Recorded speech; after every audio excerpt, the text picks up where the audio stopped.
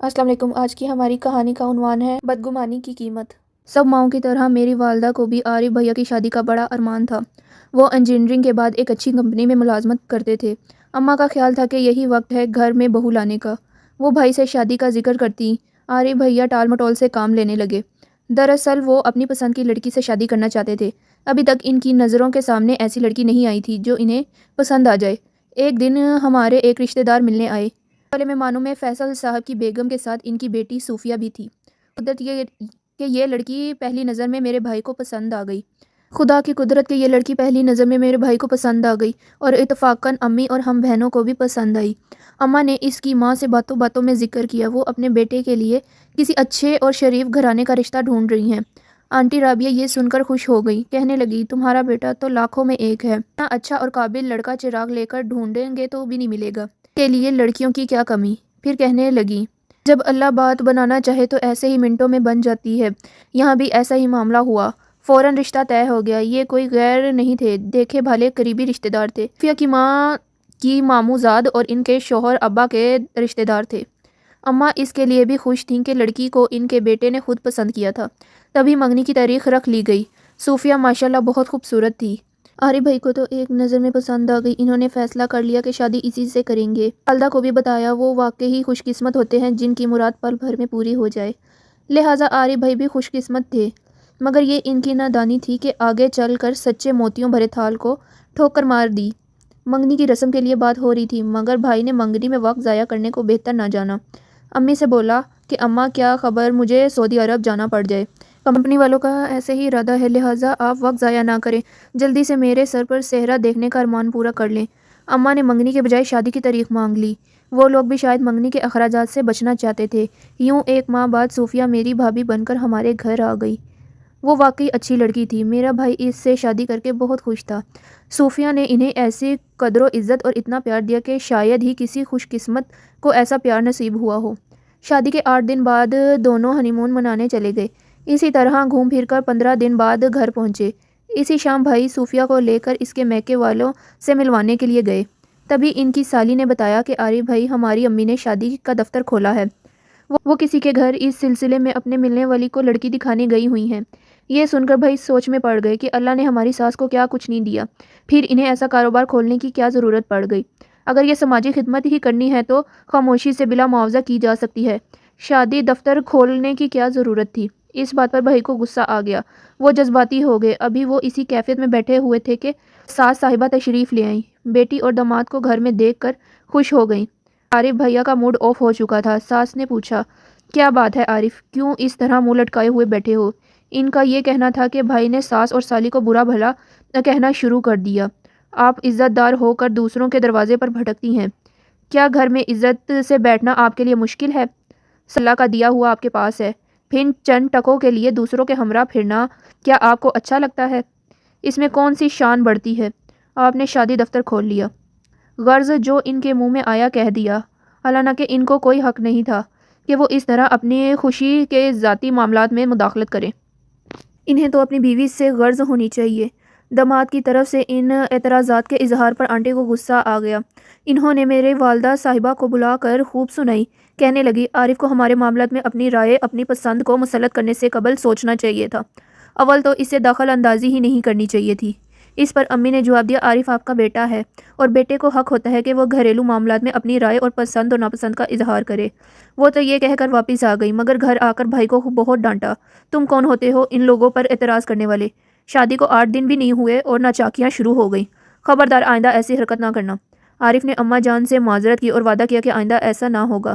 بات آئی گئی ہوگی، لیکن دلوں میں شاید گرہ بن جاتی ہے۔ پھر وہ دن بھی آ گیا جب عارف بھائی کو سعودی عرب میں ایک مشہور کمپنی میں مل گیا اور وہ عارف بھائی کے صوفیہ کو کال آتے اور اسے کہتے کہ یہاں نہ دن کو چین ہے نہ رات کو قرار، ہر وقت تمہارا خیال رہتا ہے، دل کرتا ہے کہ ابھی اڑ کر تمہارے پاس آ جاؤں، فیملی ویزا کا بندوبست بھی مشکل ہے ورنہ تم کو اپنے پاس بلا لیتا۔ اس وقت آفس میں نہیں تھے، عارف بھائی سائٹ پر گئے ہوئے تھے۔ ان کا باس آفس میں بیٹھا تھا، اس نے فون ریسیو کیا۔ جب عارف بھائی دفتر لوٹے تو ان کو بتایا کہ پاکستان سے تمہاری بیوی کا فون آیا ہے۔ یہ سن کر عارف بھائی کو بہت افسوس ہوا کہ میں آفس سے باہر کیوں گیا۔ انہوں نے باس سے جھوٹ بولا کہ میری بیوی کا دوبارہ فون آیا ہے، کچھ ایمرجنسی ہے، میں 1 ہفتے کے لیے گھر جانا چاہتا ہوں۔ وہ عربی آفیسر دل کا بہت اچھا تھا، اس نے ٹکٹ اور چھٹی کا معاملہ حل کر دیا۔ دوسرے ہی دن عارف بھائی گھر پہنچ گئے۔ اچانک سب دیکھ کر حیران رہ گئے۔ انہوں نے بتایا کہ ایسی کوئی بات نہیں ہے، میں بس ایک ہفتے کی چھٹی لے کر آیا ہوں۔ صوفیہ بھابھی بہت خوش ہوئیں۔ وہ دن بھی آ گیا جب بیوی سے جدا ہو کر دوبارہ پردیس جانا تھا، مگر جانا ضروری تھا، نوکری کا معاملہ تھا۔ جاتے وقت انہوں نے سسر صاحب سے کہہ دیا کہ میں 2 سال بعد یہ نوکری چھوڑ دوں گا، معاہدہ 2 سال کا ہے، اسے تو پورا کرنا ہے۔ بولے کہ پاکستان میں ہی کام کروں گا، تک تنخواہ کم ملے گی لیکن بیوی کے ساتھ ہوں گا، ہم اپنی مرضی سے زندگی بسر کریں گے۔ انہوں نے اس بات کا ذکر اپنے ساتھ کام کرنے والے ایک شخص سے بھی کیا۔ اتفاقاً وہ ان کے سسر کو جاننے والا نکلا۔ جب انہوں نے اس شخص کو اپنے سسر کا نام بتایا تو اس نے ان کے صوفیہ کے بارے میں عارف بھائی کو کچھ ایسی باتیں بتائیں جو سن کر بھائی کے دل میں بدگمانی پیدا ہو گئی۔ انہوں نے سوچا کہ نوکری جاتی ہے تو جائے، مگر میں اس عذاب میں مبتلا نہیں رہوں گا۔ اس طرح دن رات ذہنی تناؤ میں گزرنے لگے۔ کام بھی چھوڑ کر وہ پاکستان واپس آ گئے اور آتے ساتھ ہی صوفیہ سے سوالات کرنے لگ گئے۔ ان کو بہت بعد میں احساس ہوا کہ انہوں نے جلد بازی میں اپنے پاؤں پہ کلہاڑی مار لی ہے، بجائے اس شخص کی فضول باتوں پر یقین کرنے کے اسے سختی سے دھتکار دینا چاہیے تھے، مگر اس وقت وہ کانوں کے کچے ثابت ہوئے۔ اچھی بھلی نوکری کو داؤ پر لگا دیا اور یہ بھی نہ سوچا کہ بیوی کی زندگی کے گزرے دنوں کو برا بھلا کہنے سے کیا ہوگا، اب شادی ہو چکی ہے۔ صوفیہ بھابھی ہمارے ساتھ بہت پیار اور محبت سے رہ رہی تھی، بھائی کے پردیس جانے کے باوجود کتنے صبر اور شرافت سے سسرال میں رہتی رہیں، کبھی میکے جا کر رہنے کا بھی نہیں کہا، وہ چاہیں تو اپنے ماں باپ کے گھر جا کر رہ سکتی تھی۔ بھائی نے آتے ہی بیوی کی محبت اور اس کی اچھائیوں کو نظر انداز کرتے ہوئے ماضی کے بارے میں سوالات کرنا شروع کر دیے اور ان کو اتنا پریشان کیا کہ وہ دھاڑے مار کر رونے لگ گئیں اور یہ کہہ دیا کہ ہاں ماضی میں کسی اور سے شادی کرنا چاہتی تھی۔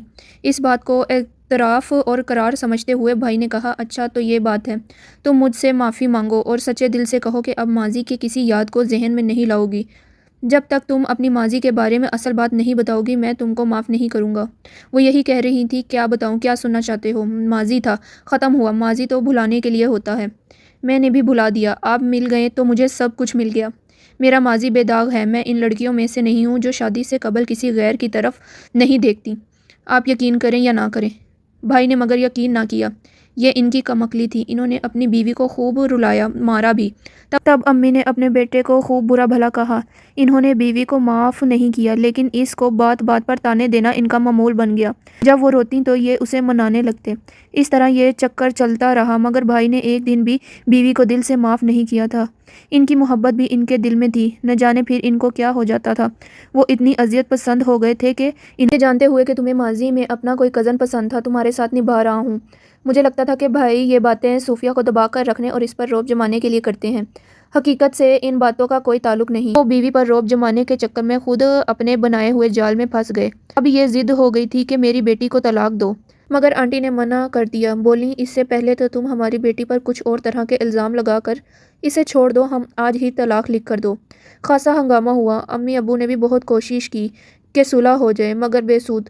انہوں نے ایک خلا نامہ لکھوایا ہوا تھا جس پر صوفیہ نے دستخط کر دیے تھے اور بھائی کو ان پر دستخط کرنے کے لیے مجبور کر رہے تھے۔ جب دیکھا کہ معاملہ بہت گرم ہے تو بھائی نے ساس کا غصہ ٹھنڈا کرنے کے لیے دستخط کر دیے۔